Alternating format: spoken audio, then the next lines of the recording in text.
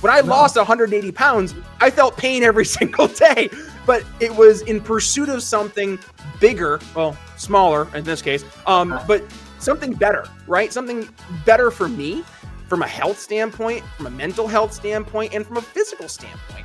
And yet, I felt pain. I go to the gym 6 days a week. I feel the pain when I lift a heavy weight, but it's in pursuit of something more. And when you lose, it's a pain that you feel to help you learn from where you went wrong and what you can do better for next time. So it doesn't hurt as much, or best case scenario, Randy, it doesn't hurt at all. Instead of focusing on winning arguments, we're teaching the basic fundamentals of sales and marketing and how we can use them to win in the world of politics, teaching you how to meet people where they're at on the issues they care about. Welcome to The Brian Nichols Show.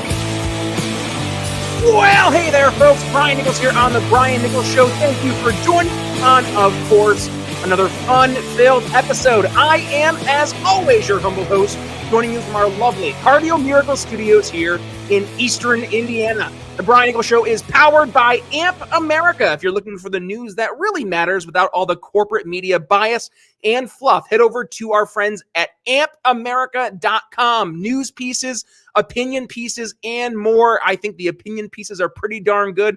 And maybe I think that because I read a few of them myself. I don't know, but I do say you should go ahead and check out AMP America and all they have to offer. One more time, ampamerica.com. Also, the Brian Nichols Show and yours truly are powered by our phenomenal studio sponsor, Cardio Miracle. Now, folks, I've been using Cardio Miracle for just over a year. If you're new to the show, well, strap in. If you're a longtime listener, you know my pitch. The Cardio Miracle difference, 1,000% real. Now, Cardio Miracle, what's the difference? Why does it matter? I've had a high blood pressure issue for years, and thanks, Mom and Dad, I found out from my doctor, a lot of it was due to genetics because, I go to the gym 6 days a week, I'm working out hard, I'm eating right, and yet my blood pressure was still high. I had no idea what to do. I have our good friend John Hewlett here on the show from Cardio Miracle back in March of last year. And he's telling us about nitric oxide, which is the secret ingredient to Cardio Miracle, how it's helping people have lower blood pressure. They're having better pump at the gym. They're sleeping better at night. So I said, you know what? We're going to go ahead and give Cardio Miracle a whirl. And all it took 2 months, my blood pressure went from being consistently high, 140s over 90s, to 120s over 80s. I mean, that's a pretty definitive result right there. And literally took me 2 months. So I said, you know what? We're going to go ahead and make sure that more folks hear about this. So they became our studio sponsor. And I've heard from you folks, literally hundreds of you in the Brian Nichols Show audience who you also see the Cardio Miracle difference being 100% real for yourselves. So I want to, number one, thank you for jumping on board, but also I want to go ahead and extend an offer to you folks out there who maybe you've been on the fence, because if it's not me, if it's not the hundreds of folks here at the Brian Nichols Show audience who can convince you, how about this? We have a 100% money back guarantee. So you literally have nothing to lose here. And by the way, if you use code TBNS at checkout, you know you're going to get a good discount, 15% off your order. So head over to the show notes, click the link. It should bring you right over to our friends at cardiomiracle.com, or head to the homepage, briannicholsshow.com. It should pop up right there for you, or just go /heart. It'll redirect you. Make sure you use that special discount code. There might be some issues with you clicking links in the show notes. I'll cover that in a hot second. So one more time, Cardio Miracle, the best heart health supplement in the world. So YouTube, thanks, YouTube. I just want to cover this really quick. Got an email this morning saying from YouTube, we've had some certain features turned off because we didn't hit certain community guidelines. So maybe when you go to the show notes, you might not be able to see a clickable link in the description. That's one of the I guess, features that was removed from our channel. Folks, the reality of the situation, shows like the Brian Nichols Show, independent media, we have a laser focus on us from the big tech oligarchs. And they don't want people like us here at the Brian Nichols Show talking about the issues we talk about. Why? Because we're making a difference.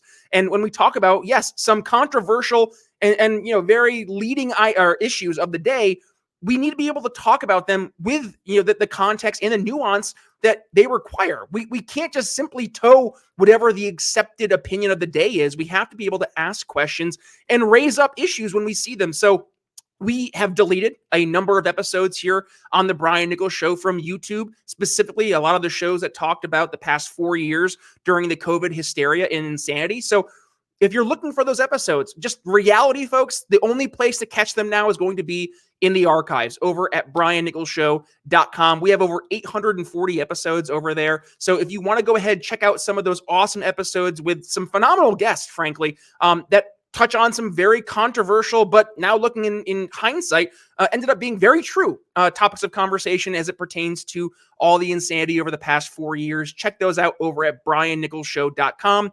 And with that on YouTube, yeah, we're going to be, much more picky choosy about the episodes we share. So if you're noticing that, hey, some of my favorite content isn't being shared by the Brian Nichols Show, I see the podcast versions, but not the video versions. What gives? It's probably because of the latest iteration of our war with YouTube, from being labeled dangerous and possibly harmful content back a few years ago to now having certain rights. Rights, is that the right word? No, it's not rights. The certain features rather of our show being removed as well. So go ahead, support the show, please, over at briannicholsshow.com. And yes, for the podcast listeners, you're going to hear the entire version of the show as it was meant to be produced back in the day. If you go to those original podcast channels. So briannicholsshow.com, we appreciate your love and support. Enough of the doom and gloom stuff here for the show, because it's not really doom and gloom, right? It's annoying. It's like, come on, we know that what we talked about on those episodes today, looking back, 100% verified, true, and yet we still get strikes. It's silly, but I digress. For today's episode is a little bit different of an episode. This is my appearance on a podcast, not a podcast here at the Brian Nichols Show, but we did end up touching on some of the topics we do discuss here at the Brian Nichols Show, namely, the dangers of isms, right? If you get too stuck into your certain ism, whatever that ism may be, and not living in the real world. We talk about that. We talk about the importance of ideas and policies being realistic. We talk about meritocracy and a whole lot more. I join my good friend Randy Wilinski over in his podcast. So it's about an hour and a half long conversation. We went over a number of topics. I really, really enjoyed the episode. So hopefully you get some value from the episode as well. I'm going to go ahead and jump off here for the intro. Let us dig right into the meat and potatoes for the episode. I'm going to let Randy kick things off for his intro. And then as we wrap things up, I'll go ahead, check you guys out afterwards for our just traditional outro. So between now and then, hope you guys enjoy the episode. And with that being said, yours truly appearing over on our good friend Randy Wilinski's podcast here on the Brian Nichols Show. What's up? We are live on another edition of The Venture. I'm going to mess up my own name, Vocation Venture. Hey, the cool thing about this podcast is that we get to talk about whatever we want to. And it has to be something you're passionate about. It has to be something that you absolutely love, or the parts of whatever you're doing that you absolutely love. Because I want to bring that to people so they can see maybe themselves in that, see their potential, see where they're going. And today is going to be no shortage of that, because every area of this gentleman's life that he touches, I think he brings passion and enthusiasm. So I'm about to bring Brian on here. But first thing you got to know about him, first and foremost, husband, father, sales executive. He runs a team of that. He has a huge podcast, which I didn't even realize until we reconnected. And we'll talk a little bit about that too, because I'm like, teach me, Yoda, teach me your ways. And also, what else? Is there anything else? Hey, if there's anything I missed, we'll have him bring it out and tell you about it. But let's jump in. Let's get it started right away. We only got an hour max. I don't even know if he'll give me an hour. He might be like, I got calls to get to. What's up, Brian? Brother, how you doing, Randy? Good to talk to you. And I will give you an hour. I will give you 2 hours, whatever you want to take. It's a marathon. This is a deep dive into your whole life. Let's do it. I love it. Randy, thanks for having me on. I'm really looking forward to our conversation. Dude, this is so great. So just to recap for people how we first got introduced, I saw you speaking at an event in Wisconsin. Yep. And you just big energy, big smile, big personality.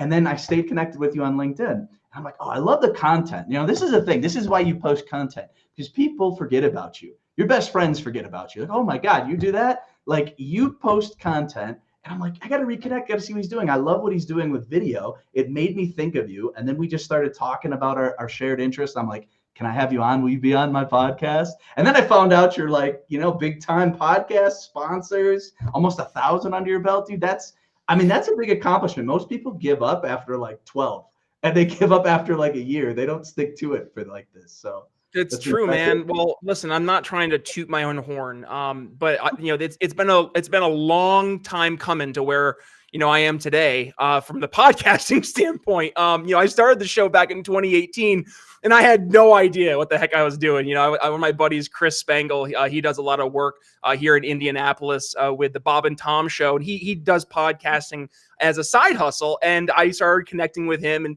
he was basically like the driver of the technology behind the scenes, because I had no idea, what's an RSS feed, Randy? I don't know what that is, stuff like that. So I start talking to Chris. We start having more and more of a conversation. I start learning more about the tech. And then fast forward to today, you mentioned it, like we're under 1,000 episodes. We're like 870 or so total. And the whole genesis for the show was just like, you look, I'm a sales guy, right? You see a problem in the world and you want to help bring a solution to the table. And the problem I saw in the world was that like everybody was talking about politics and they were hating each other. They couldn't have a coherent dialogue or just a conversation about issues that they disagreed with. So how can we talk about these issues, not just the issues themselves, but how do we solve these problems? So my show really, it turned into a political / just a solutions show. It started more in the world of politics, but quickly evolved to, I'm having entrepreneurs on my show. I'm having business leaders on my show who they saw problems in respective areas, and they said, I think I can solve that. And instead of saying, hey, Mr. and Mrs. Government official, can you come here and help us with this? They say, I think I'm going to be able to fix this myself. And we can do it, 10 times, 20 times faster and at 1/10 the cost. Let's do this. And that was one of the best things I got to see, is that we can solve the problems that we see right now, just like we do in the world of business, Randy. Like I find myself in the contact center space, and we're helping solve, customer service, customer experience issues for companies. The same thing is true in any other area in life. As long as there is a legitimate problem that you can bring a solution to the table to solve, people are going to be listening. So thanks, man. That was kind of the little bit of a sneak peek into who I am, I guess, that the peek behind the curtain, if you will. I love it. And the thing with what your podcast is, when I look through, I'm like, look at the diversity of topics that you're on. Yeah. And then from hundreds of things that were in there, I had to look at the sales stuff, which you had quite a bit on. You obviously have a lot on politics, and it's 100%. Like, why aren't we able to go, you can believe something different than me, and that's okay. You're not the enemy. You're not evil. You're not a bad person because you grew up with a different experience, which shaped your values. You had different parents. That's all okay. Can we be respectful? Can we have a dialogue? You probably have a reason for believing what you believe. Tell me why you believe that. I think that's only times I ever get frustrated with people, if they get angry because they so much identify with their belief that they can't even question it or talk about it. It's like, well, what's the point? You're just dogmatic. There's no point in having a conversation unless I just want to get regurgitated on just what you believe. Let's talk back and forth. Why do you think that? Where did it come from? And usually I can say I've never had it so bad where I didn't learn something or could not see, okay, if I had that same thing, if that's where my parents came from, I might think the same thing. Or if I had these privileges or these shortcomings, whatever it would be, maybe that would also shape it. So can we understand that we're all humans? Most people just want to love their families. They want to work hard. They want to be successful in life. And they might see different things, and they might be 100% wrong. And that's okay. I might be wrong about things too. So like, they could be wrong about it. That doesn't affect what I believe. It doesn't affect what I know to be true. Like, it doesn't challenge. And I think that's something that maybe has happened too much, is like people's identity is so confused that now they start latching on to like whatever they like externally becomes them. I mean, ism. This is the danger of the isms. I will paraphrase my favorite comedy movie, Hero, and that is Ferris Bueller, where he says, isms, in my opinion, are not good. To quote John Lennon, I don't believe in Beatles. I just believe in me. He was the walrus. I could be the walrus, but it wouldn't change the fact that I would still have to bum rides off of people because I don't have a car. But going back to the isms are the issue, right? When people aren't able to, in their own world, identify who they are, what they believe, why they believe it, and how they got to those conclusions. Instead, the natural thing is to find that proverbial ism and attach yourself to that. So whether that is conservatism, liberalism, socialism, libertarianism, whatever that ism is, I see this far too often where people will now become that ism, right? It's no longer, I'm John Doe who happens to believe X, Y, and Z. It's, I'm a blank. oh, and my name is also John Doe. The ism is not who you are. The ism is something that you happen to believe, or maybe a principle or a value you bring to the table, but that's not who you are. It's a part of who you are, but Yeah. it itself is not you. It is part of what makes you you. And it's good to understand how you got to that ism versus just, the emotional connection to an ism, which is very dangerous. And we don't have to go through the historical examples to explain that. But any ism that gets people on board just by an emotion, super scary. And that's why I wanted to make my show more focused on how can we talk about the issues without the isms, right? How can we talk about the solutions without the ism attached to it? So I think that speaks to exactly what you're talking about, man. Like, we got to be able to have a dialogue, avoid the very I guess ideological isms that can really peek into these conversations, and let's just talk to each other like people. And that right there, that's what's missing. Being a human being, having a legitimate conversation with somebody who maybe agrees with you, but more likely than not, they don't. And at least not on everything. Plus, you just they shouldn't agree with you on everything. If you do, that's a big red flag. I'm waving that from the top of the mountain then. Get in a different room where people think differently and challenge you, because even if they just challenge what you believe, it either reinforces why you believe in it, or it makes you have to seek out and go, you know what, that is a point I've never considered. And then you can grow as a person. So yeah. And then also there's got to be like a CrossFit-ism. Like, what's the CrossFit-ism? Because it's the same thing, right? Like, this is the only way. Do you do this? Oh my God, you've got to do this. Everyone I know, and we've all been there. I've tried CrossFit. I get it. I kind of dig it. But it's a cult, and that can be your ideology. It can be whatever you subscribe to, and it's the only way to think or view the world. It essentially becomes a cult, and then you've got your cult leaders who you look up to, and you just regurgitate whatever they say. It's like, wait, is that a soundbite, or did you actually think that through? And so that's where it's cool what you're doing. Like, well, Randy, really quick, I don't mean to jump in, but like this also, wow, we're really talking about some very, I guess, weighted topics today, just at the onset. So we're going in deep. I thought this was going to be about business, about contact centers. We're going into like the psychology and fabric of society and pulling it. Don't worry, folks. We'll get there. We'll get back to business. But like, this is where, when you don't have some underlying unifying value behind the scenes that brings people together, and I mean, whether people love it or hate it, but this is the role that organized religion has played for generations, right? It was always that underlying structure that a society was built upon, not just in terms of the worshiping of a particular god or religion, but also the structure that it put in place, the values that it brings to the table, the morals, the principles. And a lot of that has gone missing in contemporary society.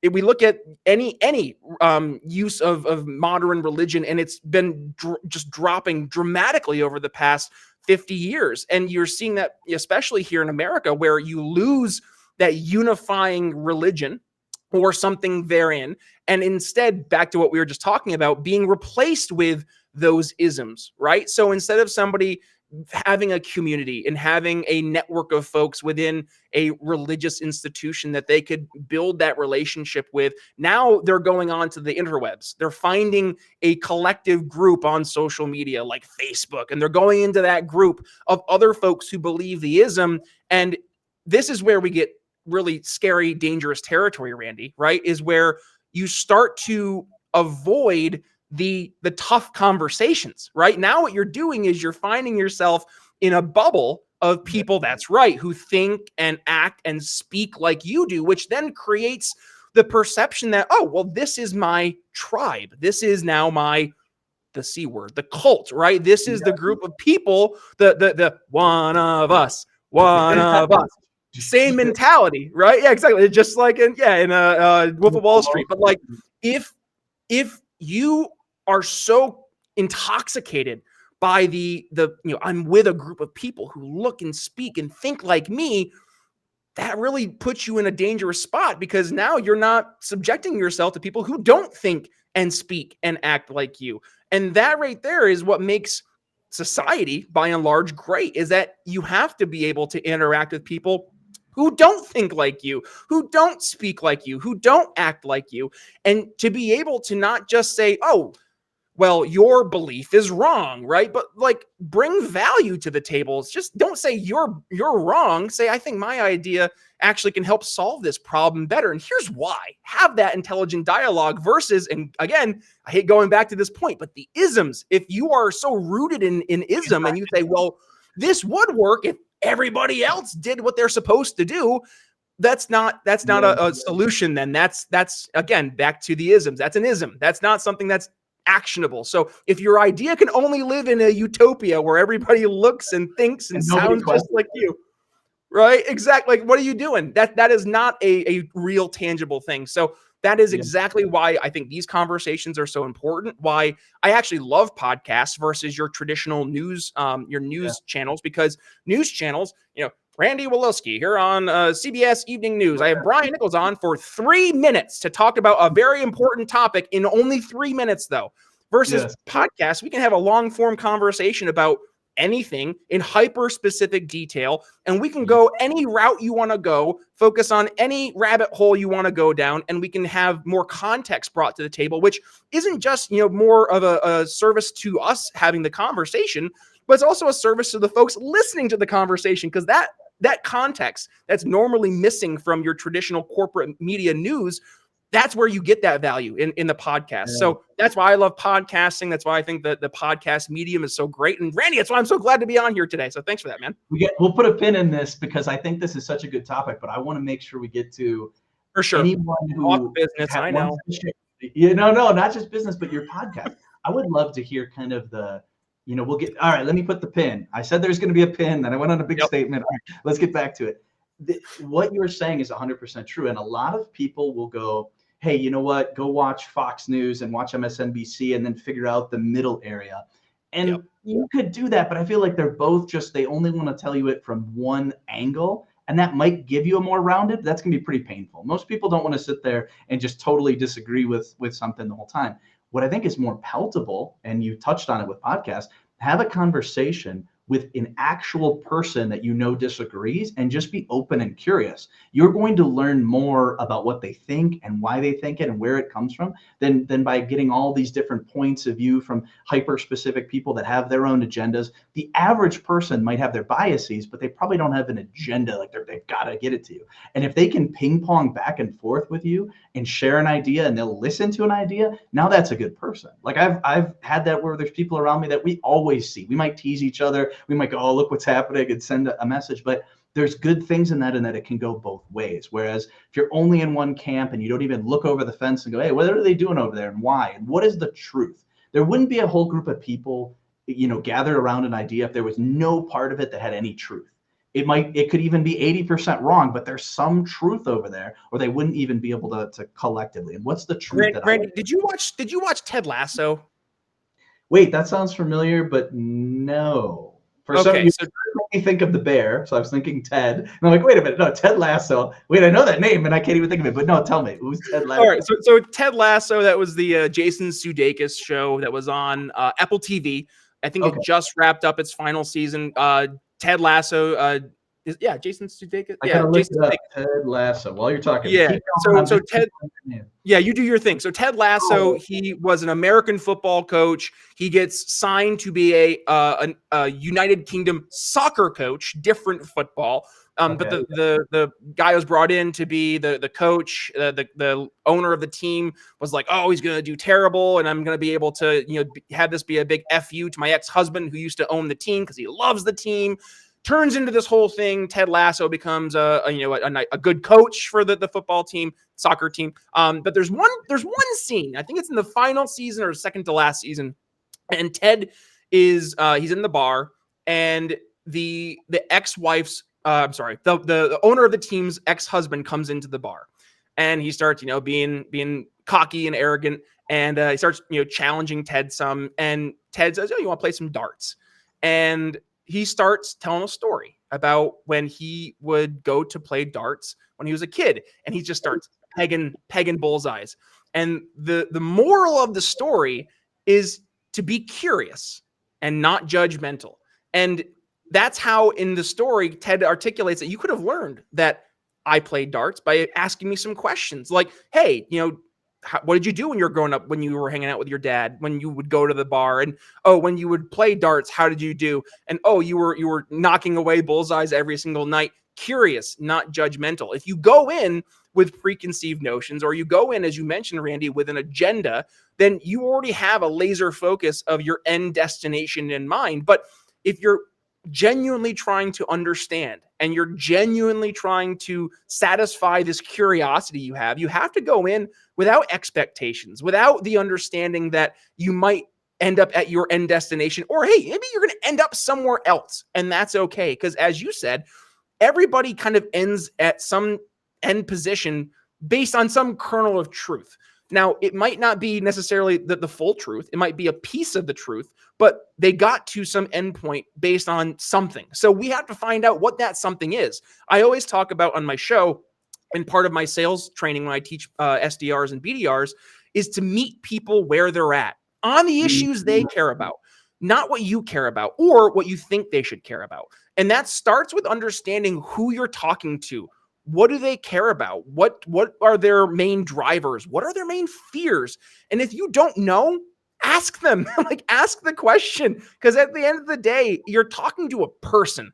And Randy, I don't know if you've experienced this as you've been, going through and having conversations over the past 5 years, especially in a post-COVID world, but it feels more and more that these conversations that people have, they've really become surface level. They don't really want to dig into the weeds. And I think part of that is because, number one, we're not in an environment where we're all together like we were even back to 2019 and before. It was just a different environment. But even to where we are right now, add that difference plus the political and the climate that we find ourselves in right now as a country, as a planet.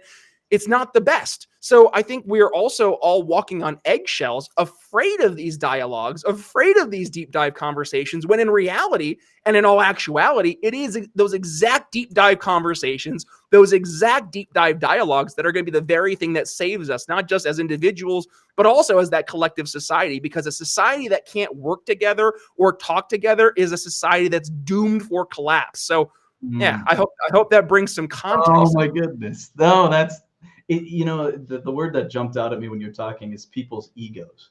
Get your ego out of the way. You can't be check it at the door. Yes.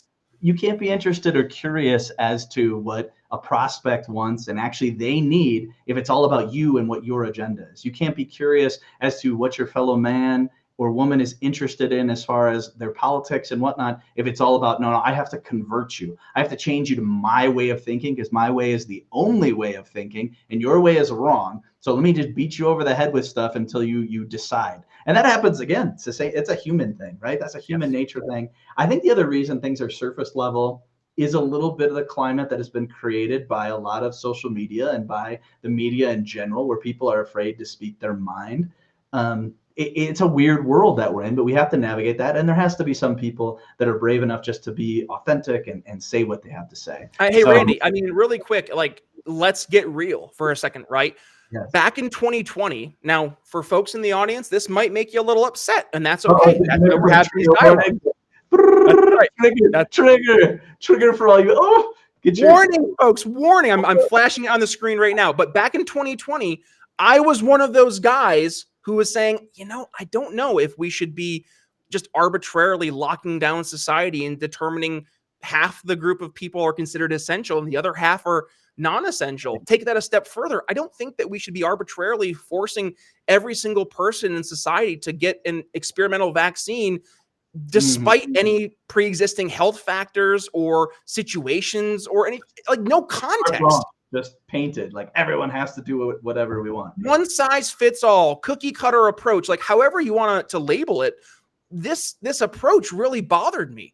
And I said as much back during all the insanity. And I'm just going to say right now, I'm so been very popular at the time, huh? I was not popular. I had a lot of very good friends look at me like I had 9 heads, but I'll tell you what, I had a CEO at my old company at Stratus IP who not only did he have my back, he was saying, Brian, speak your truth, speak what you believe, because this is how conversations happen. I mean, I think back to, I had this conversation with my old CEO, and when all the insanity was happening at the time, and he had gone to some meeting, and they were talking about how to bring diversity, equity, and inclusion into the workplace. and Sure. it was talking about different hiring practices and stuff.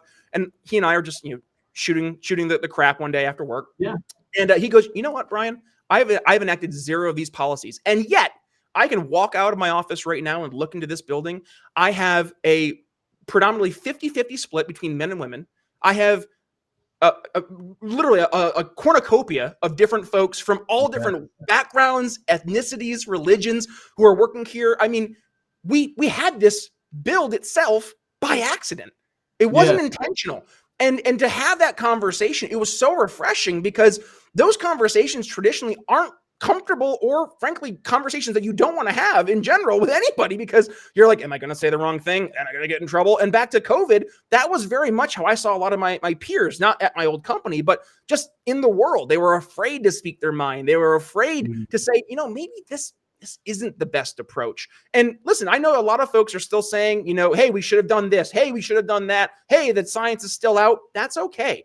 But we need to be able to have a conversation, right? If we can't even ask questions, it's not a conversation. It's a dictate. And if it's a dictate, then just say as much. Say, hey, listen, we're going to forcefully make everybody do this. But be honest, be transparent. Don't say, hey, we're gonna roll out this thing. Some people should take it, or we're gonna maybe mandate your employer. I don't know. We're gonna talk about it. It creates anxiety. It creates uncertainty. And then, oh, by the way, you can't talk about this. You can't bring different perspectives to the table, because we might ban you. We might censor you. You might get fired, right? Like that is where the frustration, and I think to where we are today. Now it's almost on the opposite side. So many people have gone through 4 or 5 years of insanity that now they're like, I'm just going to find the people that think like I do, because F this. I don't want to deal with all this craziness again. I'm going to be with my tribe.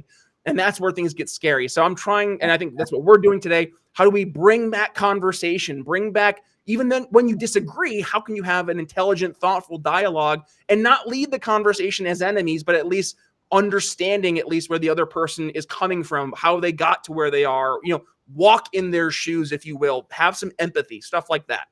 Yes. I've worked with a lot of people that are in the DEI space, and some wonderful people, which is what you're talking Absolutely. about. What's funny is that sometimes they'll get corrected by people that they're not speaking the right way, or they're not saying that, or they don't have the right priorities. And it's like, you guys are infighting when the goal for all of us should be, hey, we just want an even playing field. We want everybody to be able to participate. We don't want anyone shut out, but everything is based on merit, right? And I think that's where you get the divide politically, and this and that is, how much do we need to push this and how much do we need to do that? And some people think because of all these reasons we have to push it, and other people are like, no, we got to do this, and then maybe there would be no change. So it's like, you can see arguments on both sides, but I think it's always interesting when people go, well, how do you create an atmosphere like what you're saying? Hey, I didn't have a DEI officer, but I have a diverse workforce, because we just are open to people. And if you're good at your job and everything's open, you're going to naturally get some of that, right? And I've seen, there was one I was talking with, because when I was doing speaking and training more heavily, there was this is a perfect example. This was in a small town in Iowa, and they had got someone come in from the DEI thing. They're like, we want there to be, 12% representation of minorities in these positions. And they're like, how are we going to do that? There are only 6% of the population here. I don't care. I want to do it. Well, that's the problem. They actually got, and what was the lady was telling me, which was so funny, they got a DEI expert from outside that contradicted the leader and said, you guys are right on target. You're at 6%. I did all the demographics. I looked at the stuff. This is great. It made that leader that tried to come in and force ideas that didn't make any sense from like a math perspective to like just be the thing. And it's like, no, we're doing a good job. Maybe we could do better. Are there ways? But the person who was the expert actually confirmed that they were doing great as they were, and they didn't need to arbitrarily do it just based on feelings that didn't make sense. Those are the kind of things that will frustrate people. So you get people frustrated, like, how am I supposed to do that? I can't like force to look for people that don't exist. But then also, are there things like people do have the big, one of the big words would be like unconscious bias. Literally everybody has that. You can pick any person on the planet, and they've got their hangups, they've got their beliefs, they have their experiences that happen. And so they all operate. So it is good to question that. It's good to think like, am I making a decision based on logic, based on reason, or is it based on something where I'm doing it arbitrarily? So those are the conversations that are good. But at the same point, you have to have such a good argument that it stands on its own. It doesn't need to be forced. I don't have to not question it. I should be able to question things, and it should be okay without being demonized. And you've definitely, you know, whenever it happens, especially at the big companies, there was the big one I remember with Google, where the guy was a very liberal leaning. I mean, if you've ever worked with any programmers, typically, and especially Silicon Valley and whatnot, this is a very, you know, liberal type group of people. All the programmers I ever worked with, they definitely lean that way. It's more of like the elite mindset, high thinking, like how could we make a utopia, this type of thing. Which, by the way, Randy, I'm not interrupting, but like that makes sense because they're a programmer. They're in their mind, I can create the perfect program. Just like if you were to go, and again, left leaning, you take that to its, you know, very end degree. That's communism, right? And that is at the core of communism is central planning, and that is a programmer. So that makes sense when you look at the persona of who you're talking about, right? And that's your how they achieve exactly. Yes, how the world makes sense to them. But there was the one guy who got fired, and he was pointing out some things. And it's funny. Then I took that. I had a conversation with someone. So he got fired because he was like, "Hey, we don't have the people. If you're arbitrarily forcing this, you have to have the people in the workforce." He was bringing up some stuff. They didn't like it. And he wasn't trying to be rude. He was just being a questioning guy. And he definitely would have said, I vote Democrat, right? But he got fired because of his views on it. I took that to someone who was like the head of, I think she happened to be, I think she had said that too. So she happened to be, you know, very left leaning. She worked with like the Girl Scouts, and they were trying to get STEM. And I said, hey, that's awesome. If you want to get more women in these different XYZ and programmers, you got to start as kids, and you've got to get the pool. And I get that maybe there were things where that was stereotypical, like you can't do that. That's not a girl thing. I get that. There could be some things like that. But right now, there's like nobody trying to stop girls from learning how to program, as far as I know. Could there be some dads out there that don't? I don't know. But like in general, the door is kind of open for it. Get the interest at the young age level and then increase the pool. I think that's what his complaint was. He's like, there's not a pool for what you guys are trying to force, and you're excluding people so you can force what you want. And that's not right either. Don't exclude people because of whatever. Work and fix the problem. The problem is you need a bigger pool of candidates. Go create the pool. Where should you do that? At the 10-year-old level. Get the 10-year-olds that from different areas that might not have been encouraged to do it before, get them into it. That's how you fix problems. And that's worth going, well, why don't we have it? Well, we don't care why we don't have it. We're just going to force what we want. It's like, no, fix the problem. You know, you're putting a Band-Aid on something, you create resistance. You're not thinking through the whole scope of things. Like, go to the actual problem and try to fix it. So, Randy, okay, so really quick, I gotta hop in here because you're gonna get to business. That's all I have to say. This is gonna be all politics, but hey, whatever. So this isn't even necessarily politics. This is just a societal issue, right? You're actually hitting on. I just did an episode with one of my good buddies, Michael Pickens, and he does a lot of like mental reprogramming.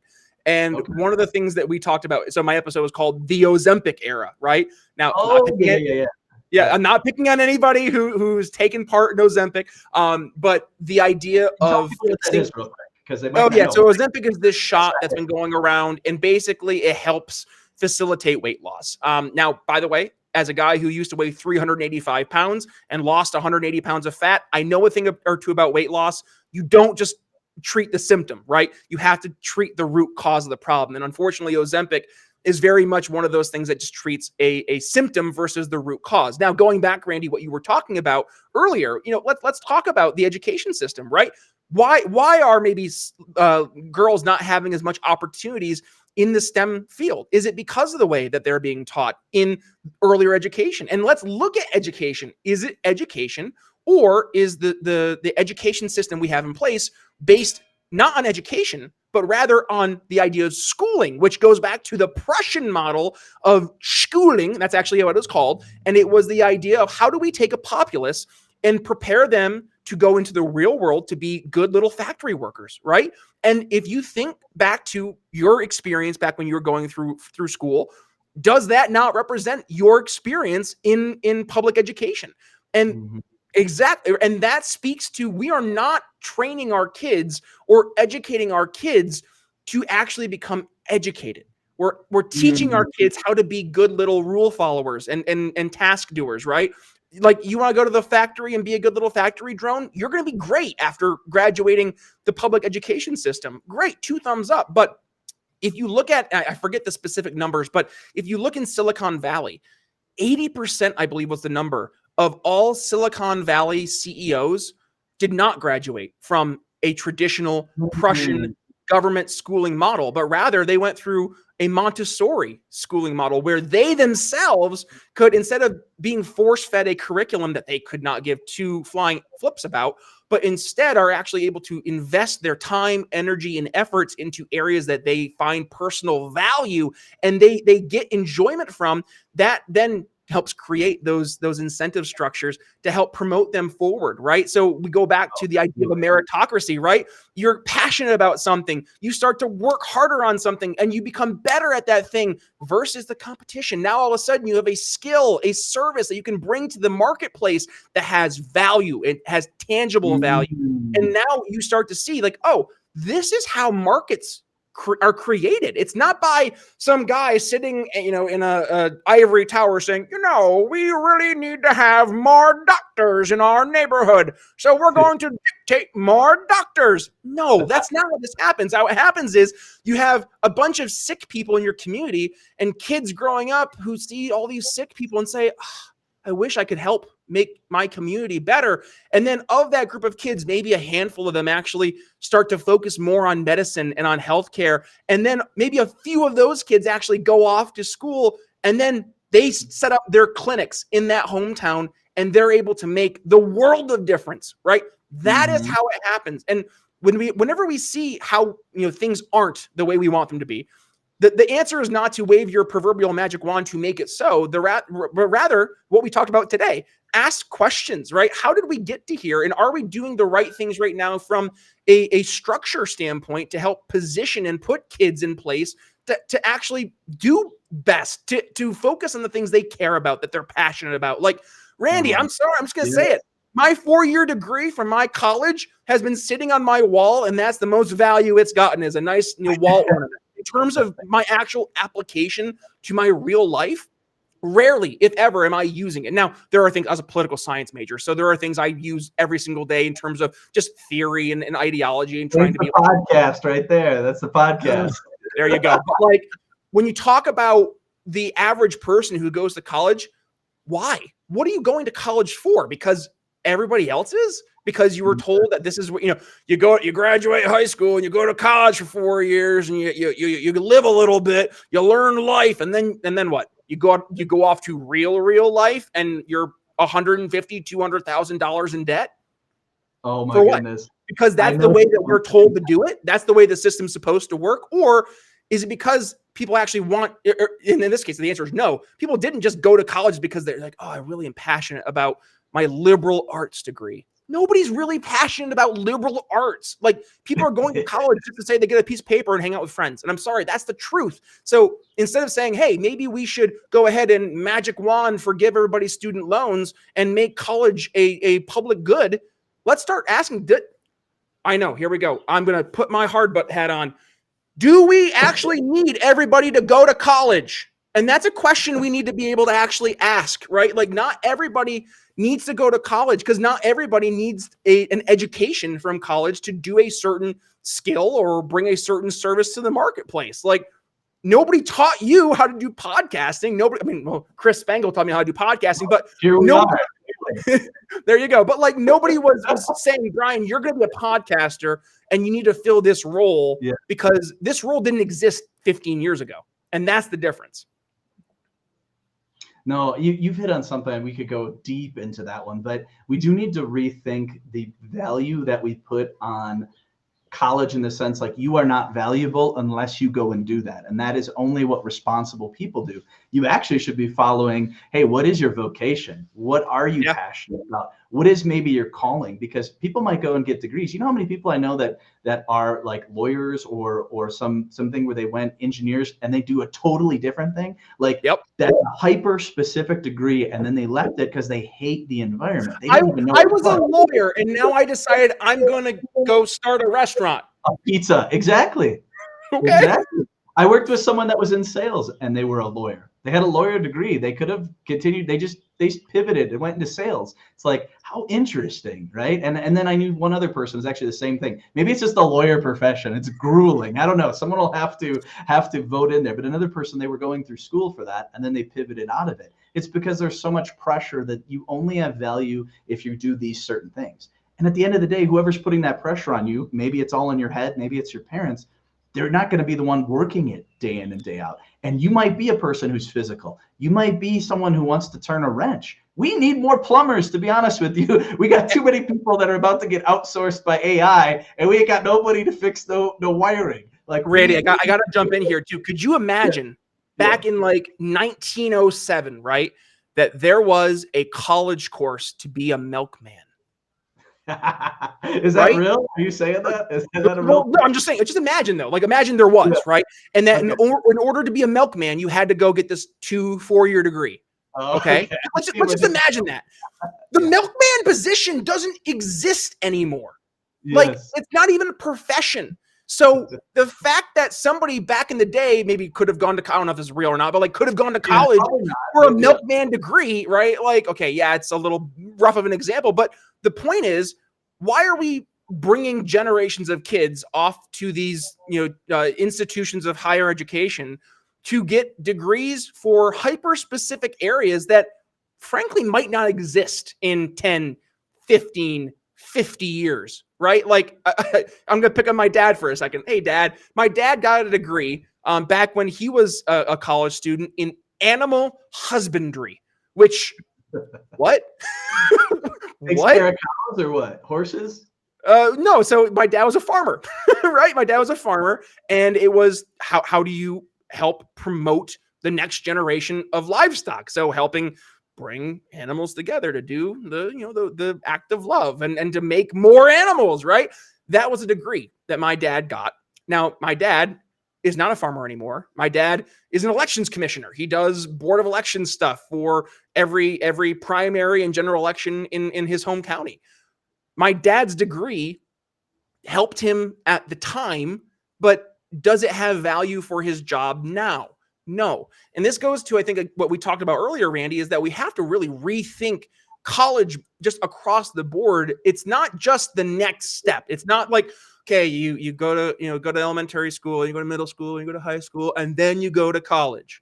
No, like let's take a step back and re-examine, does everybody need to go to college? Because there are certain jobs that not only do you not need to have a college degree, I dare say sometimes having the college degree can hurt you, because here's the dirty, rotten secret is if I'm hiring somebody and I see a 4-year degree on their resume, that means nothing to me.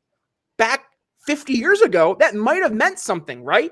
It meant, okay, the person has a 4-year degree from Harvard. That means that in order to get to Harvard, they have to have a certain standard that they're hitting. And in order to be successful and graduate from Harvard, they have to maintain a certain threshold and maintain certain academics. But now I get that degree and I see that on the resume. That degree doesn't tell me anything.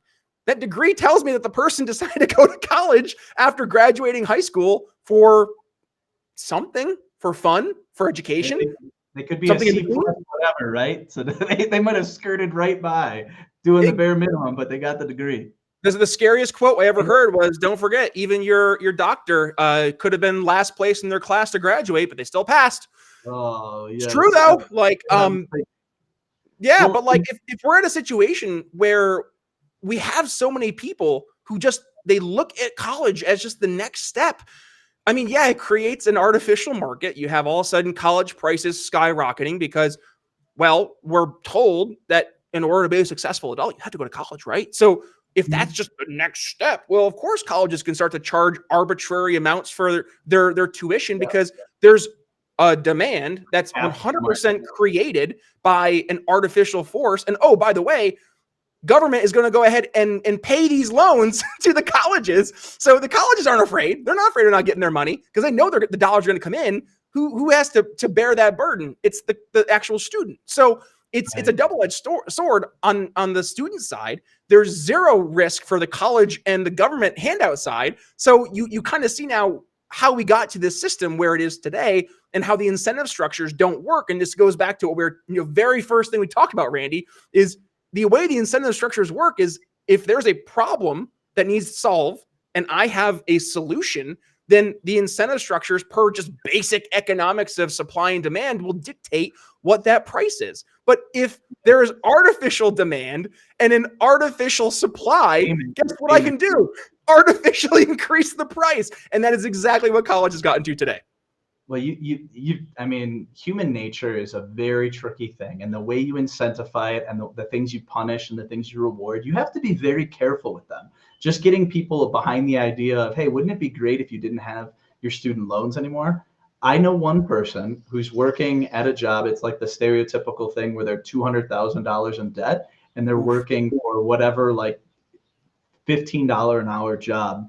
And then whenever they want to do something, they're so afraid to do it that they can't do it without getting another degree or going back to school. So it's like this mindset that if I want to do something, I have to first go do this.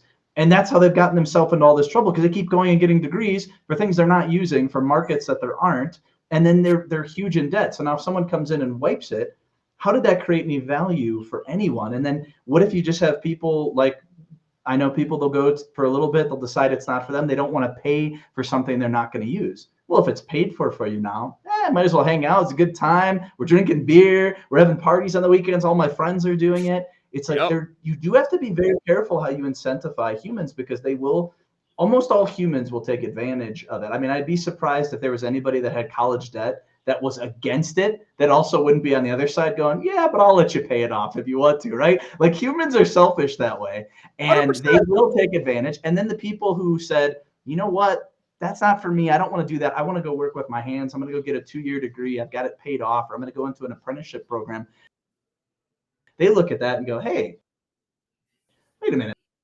Like, I didn't make that choice.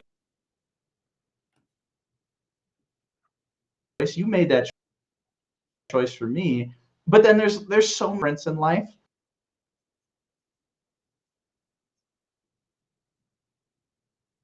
In one area, and figuring that out as early. Like, if you want to be outdoors, boom, that cuts you off to this type of jobs, and you're in this area. Now, what do you like doing? What are you good at? Let's get you as close as possible, because then you're going to be happy. And I think you had this. I saw this in one of your podcasts. What's the riches are in the niches, the niches? Is that a Brian quote? I think who you probably stole it from someone, I probably borrowed that from someone who borrowed it from someone. So I am not going to claim originality on the riches are in the niches. I heard it from you, so it's your quote. It's your quote in my book. But it's true though. Like if you look at, it's funny. I just had a call yesterday talking just about this very thing. You talk about, like, think of people who are hyper focused in a specific field. And here, Randy, let's play a game. Like, think of we like football. Think of, like, who would you look to as, like, the quarterback guru? Like, who is, well, it's obviously going to be one of the top people. It's funny, until the recent, breakup that we had, you always got to go with Aaron Rodgers. That's my tribe. That's my team. It's Aaron Rodgers. Now he's betrayed me, so he's nothing to me. He's nothing to me. We'll let Aaron Rodgers. Well, we'll give Aaron Rodgers the opportunity. Does that work? Okay. So Aaron Rodgers, why not? Let's say we're 10 years in the future, and Randy, congratulations. You were recently appointed the head coach of the Green Bay Packers. Congratulations again. Okay. You now have the opportunity. You can hire a quarterback coach. Do you want to go and hire Jason Witten, who is my all-time favorite tight end for the Dallas Cowboys, or would you want to hire Aaron Rodgers, who is your all-time, well, maybe one of the all-time leading quarterbacks for the Packers, but one of the all-time greats for the Packers, right? Who would you want to pick?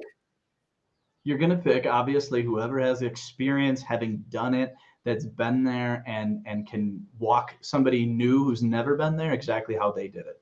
Why? Because they lived it, right? And that right there speaks to the riches are in the niches, because Aaron Rodgers has seen things that no other position in the NFL could see, and nobody else in the regular world would be able to see. He has seen what it takes to be a successful, winning NFL quarterback.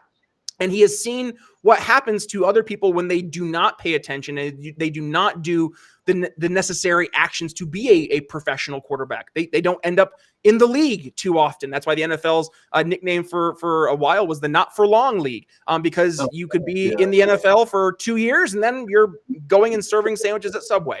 So as Aaron Rodgers, let's say it was down to Aaron Rodgers versus Jason Witten, and you're trying to think, okay, who am I going to hire to be this quarterback coach?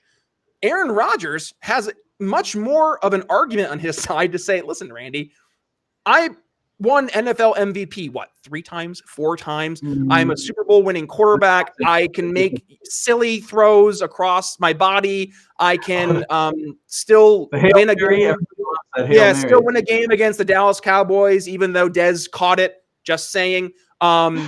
That still hurts, by the way. 2014. That will still forever be like the worst travesty in NFL officiating history. But I'm not going to let that ruin our conversation today, Randy. We're going to need a clip. I need someone to get a clip of that. We got to watch it right now just to traumatize you. Don't do that. Don't. I'll just end the show. No. But in all seriousness, right? Like Aaron Rodgers versus all-time great Jason Witten, like probably one of the best tight ends in NFL history. Aaron Rodgers has the ability to ask for more money because he's going to be able to bring something that only he has context and perspective of. Or at the very least, only a few people like him. Maybe him, Peyton Manning, Tom Brady, maybe Patrick Mahomes, but he's still kind of young. He's still learning, even though he's won 3 Super Bowls. But like there are folks you can learn from. And you're going to want to go towards the people who are more focused in that specific area. And when you are someone teaching that, now you can ask for more because not just the value that you're bringing, but it's only value that you can bring. And I think that speaks to where a lot of people also, just by and large, they get so frustrated when they look at their employer, they look at their lot in life, and they're like, well, why am I not being compensated X? Or, darn it, Randy, I deserve more. I deserve better. Okay, show me, right? And this goes back to what we were talking about. It's not the piece of paper. It's not that shiny degree that you got that's saying I deserve this, but rather, what are you doing with that shiny degree to help bring value? Like if you got the shiny degree for $200,000, but you're bringing $1 million worth of value to every single customer, great investment.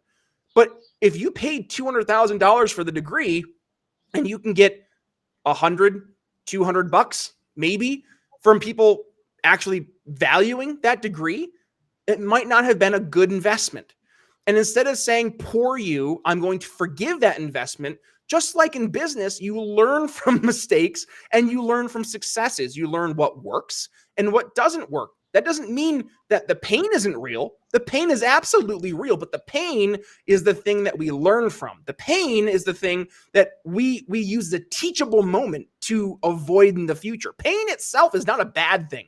When I lost 180 pounds, I felt pain every single day, but it was in pursuit of something bigger, well, smaller in this case, but something better, right? Something better for me from a health standpoint, from a mental health standpoint, and from a physical standpoint.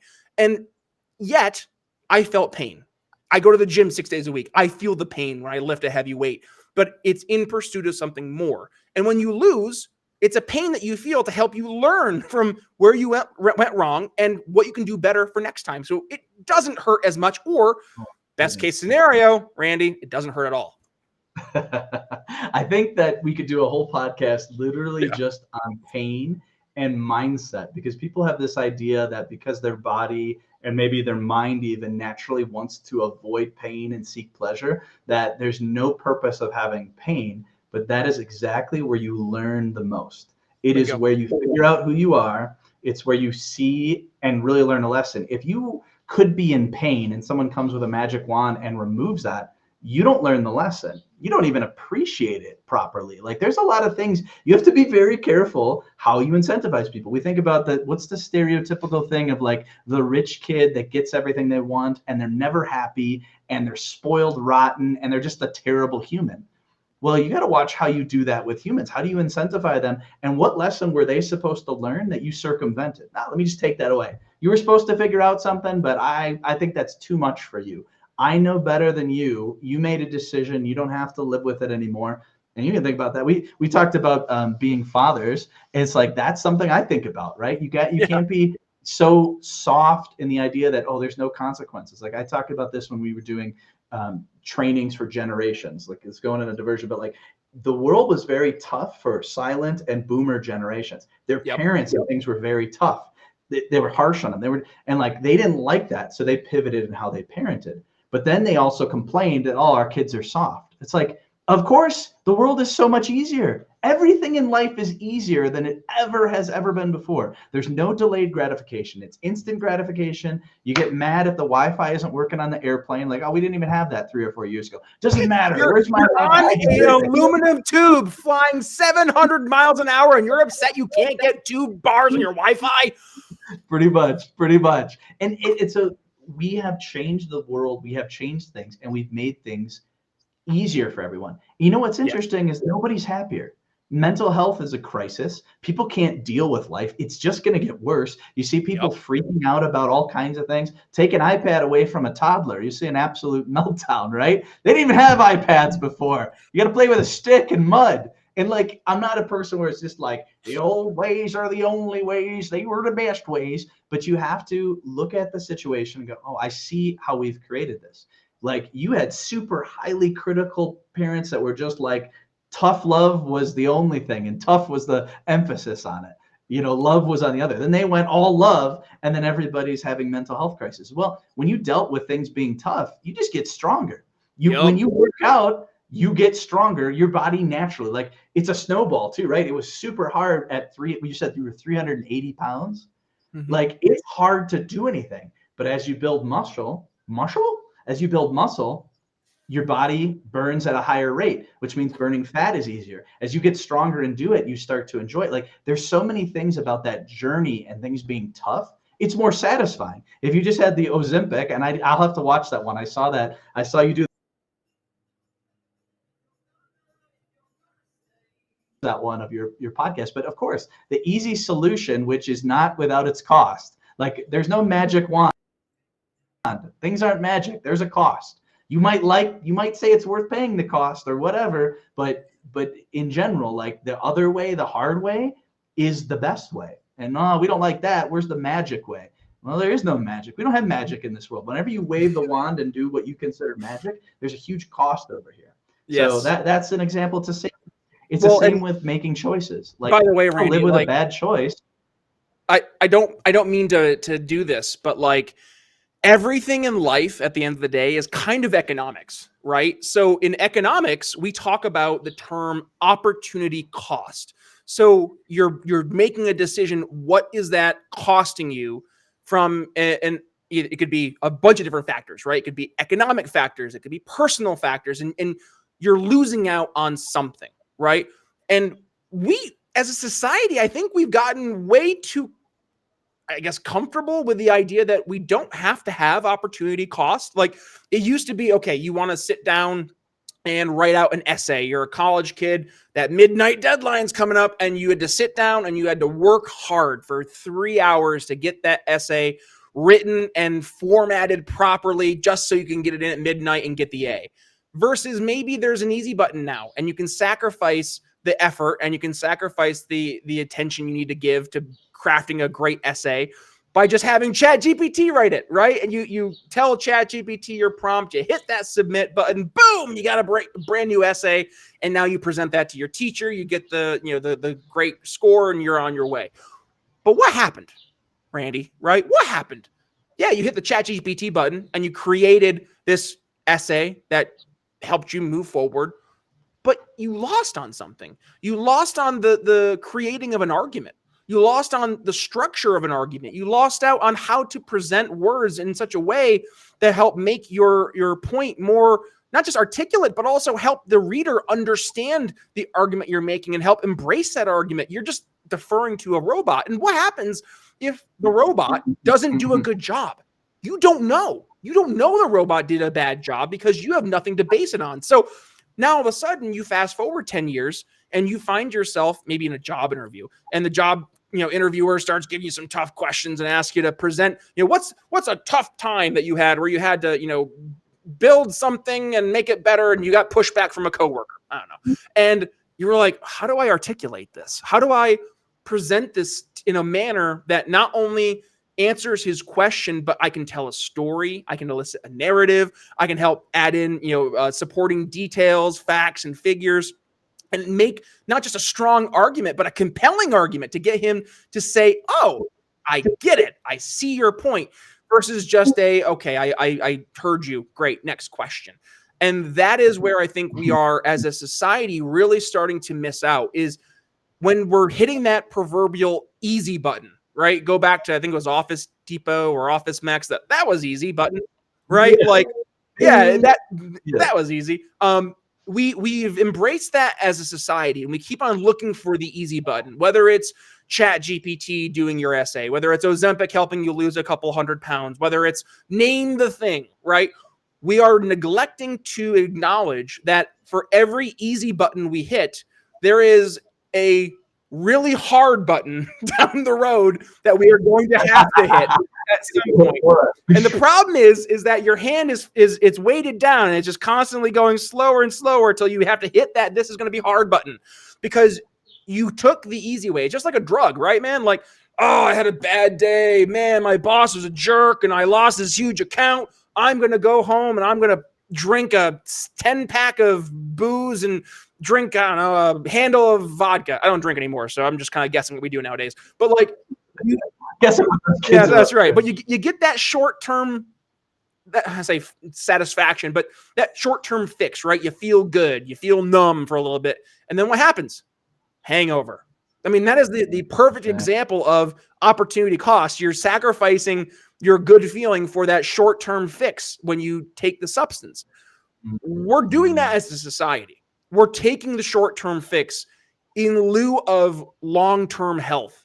We're avoiding the hard conversations now for fear of the hard conversation, but we are having to pay for that in the future. And right now, actually, the hard conversations we're supposed to be having are hard conversations that were created by the lack of hard conversations 15, 20, 40, 50 years ago. And now we're paying for it now. Just like you mentioned, the boomer parents who they said, wow, man, life was really tough for us. We will make life a little bit more easy for our kids.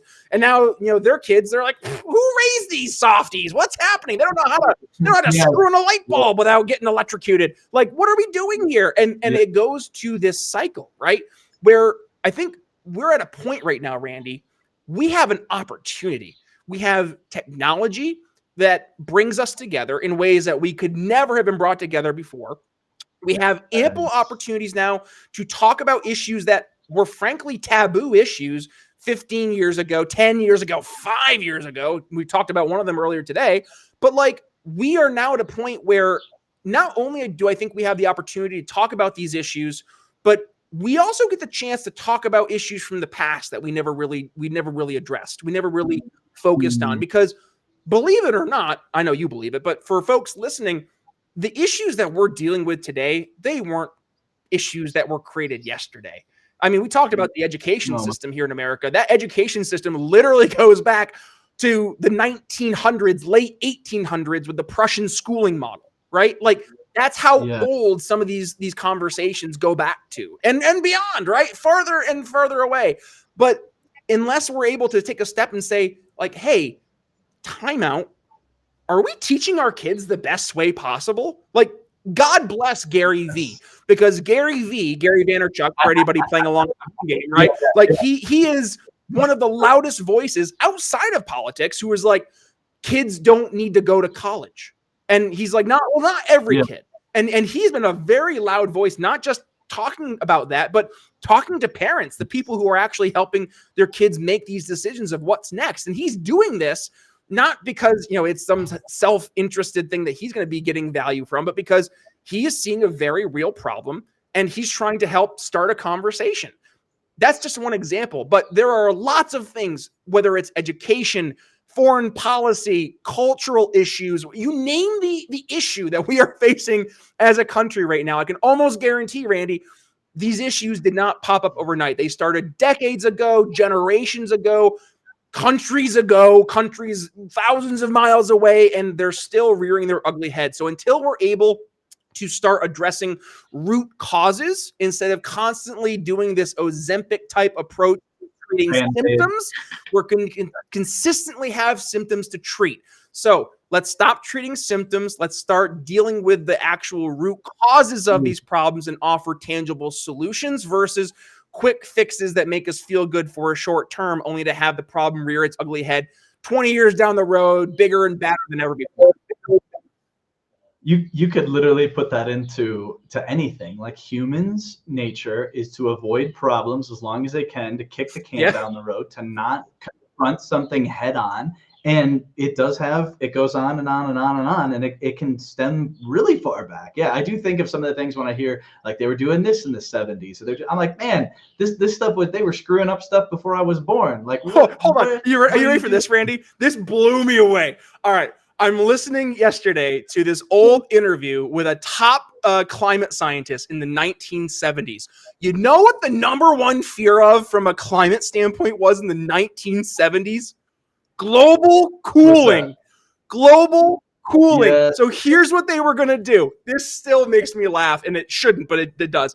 There was a proposal to pump chemicals into the atmosphere, specifically sulfuric acid, to go into the atmosphere to help refract some of the sun's rays from getting through the atmosphere, with a small little consequence of having acid rain, even though it's a little bit of acid rain, but it would be worth it because it would help stop global cooling.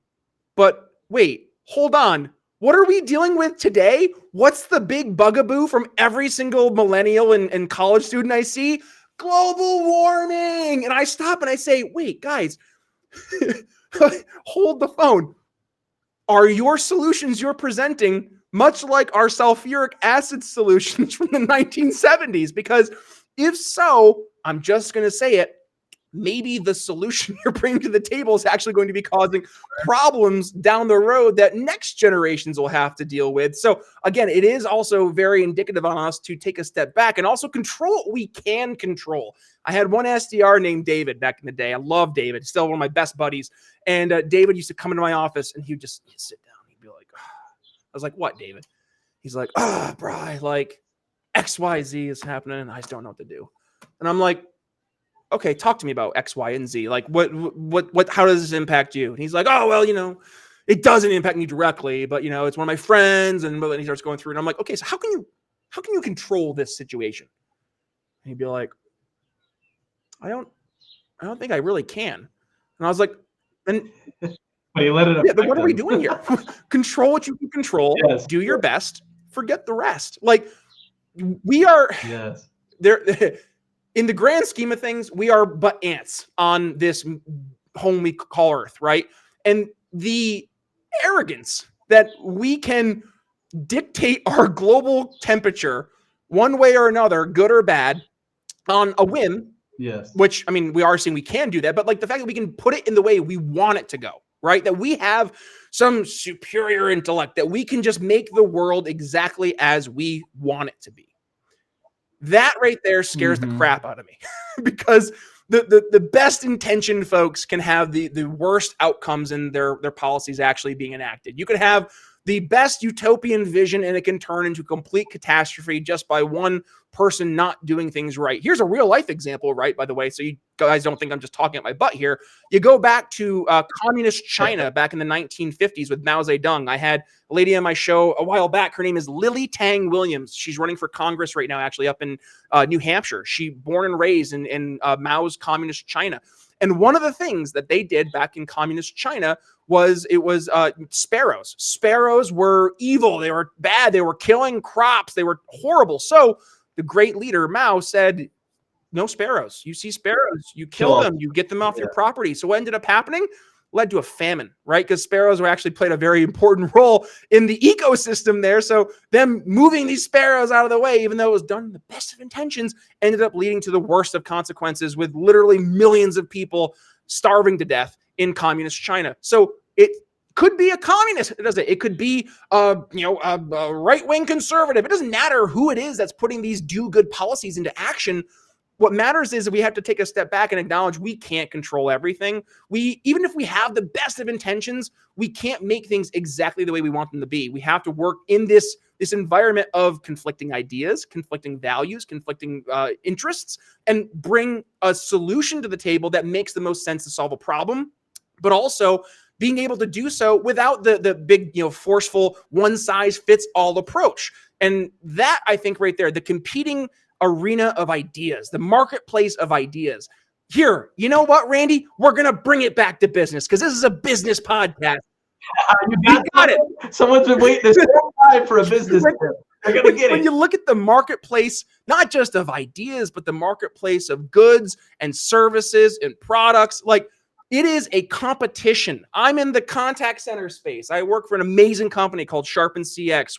We're basically the David and Goliath story. We're the Davids in the contact center space because a lot of the old legacy players, they approach things much through this one size fits all approach. But what if, Randy, what if some arbitrary third party was like, you know what?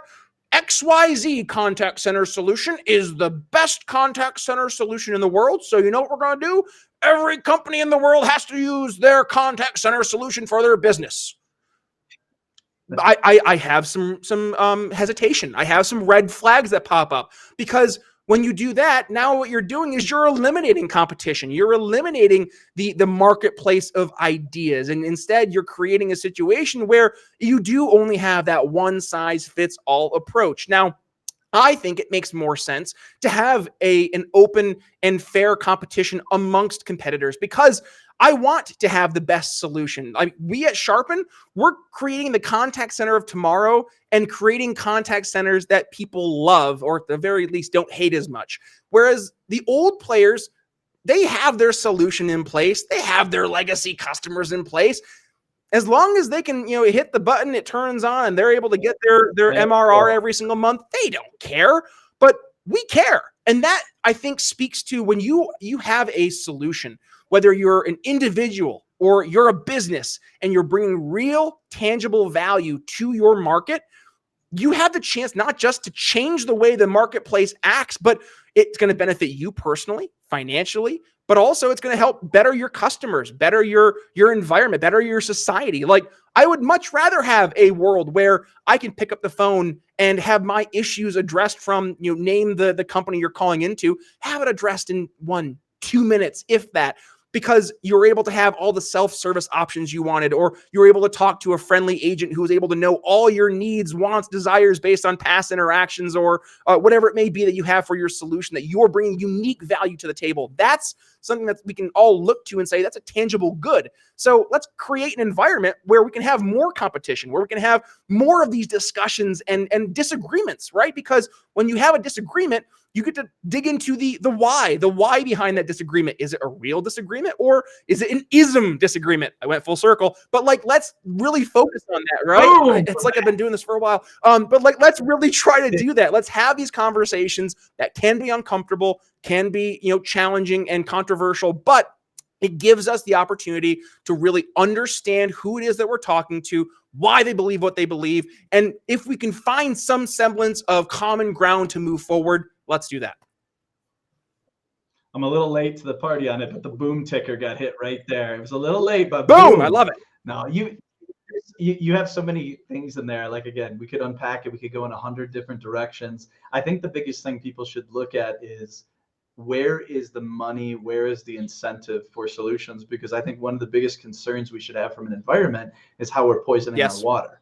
But that doesn't, for whatever reason, nobody cares about that. And that's the thing that's going to cause the most problems. Like, it's people want to focus on something for whatever reason. It's like the biggest, hottest buzzword and everybody's talking about it. But it's like, poisoning your water is going to give you very immediate, drastic things. How about we go clean up? We put all these plastics in things. How about all these microplastics? How about everyone's like, I can't believe that's there. But they also go, well, who are the countries that are contributing to that? They're like, well, it must be America. No, there's big industrial companies that are, they're practically countries that they just don't care, and they put all their garbage, and it goes, and that you can tell by the currents and where it swirls from. And so we have to figure out how to deal something with that. But nobody wants to do that. They want to talk about this one thing, and then it almost just seems like it's like, where can they make their money on it? But anyway, that is it. We're gonna have to call that. We got into hardly any business. I still think that last one that you tried to say was business was really more philosophy, that you put a business dress on a little bit. I tried. No, you know what? And that's the thing. You never know where a conversation is going to go, and hopefully people are like, this is interesting. That's intriguing.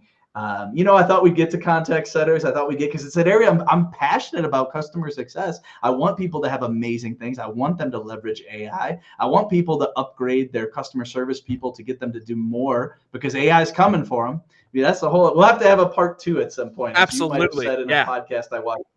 Going to have to be a part 2. We'll try to be focused on customer service, but it's going to come back to some sort of political winds that are blowing at the time or something like that. But it's kind of fun, because if people, even if they disagree, hopefully they're like, you know what, I could have a conversation with either of those gentlemen, and maybe they might believe differently. Maybe they'd agree with exactly what I say, but it would just be a conversation. I'm not going to yell at anybody about it. I don't think you're going to yell at anybody because they believe differently. And that would be, to sum this up, of what's the point of it. I can believe the exact opposite solution, and that's okay. Maybe you'll provide something that I adjust that, and I'm welcoming that. And so anyway, that's hopefully what we've accomplished here today.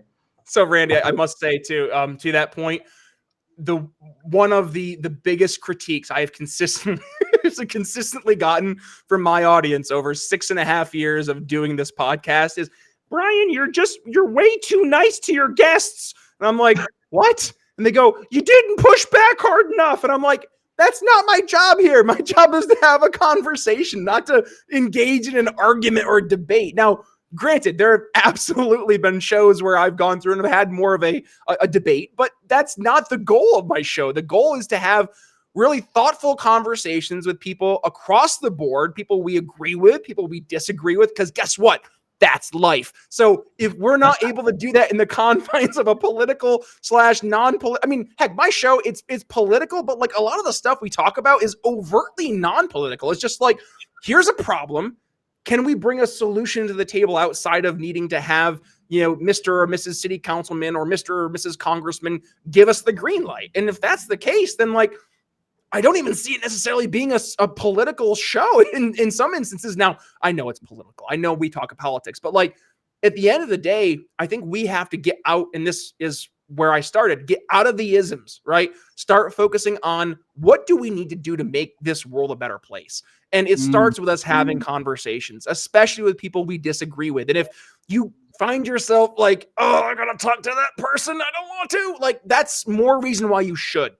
So maybe start small, right? Like go online and like try to have a dialogue, I know, with someone instead of trying to score online points. Or if you see somebody you disagree with, instead of going to the comment and saying, you're such an idiot, go into their messages and DM them and say, hey, listen, I don't understand and I want to understand. Help me understand your position.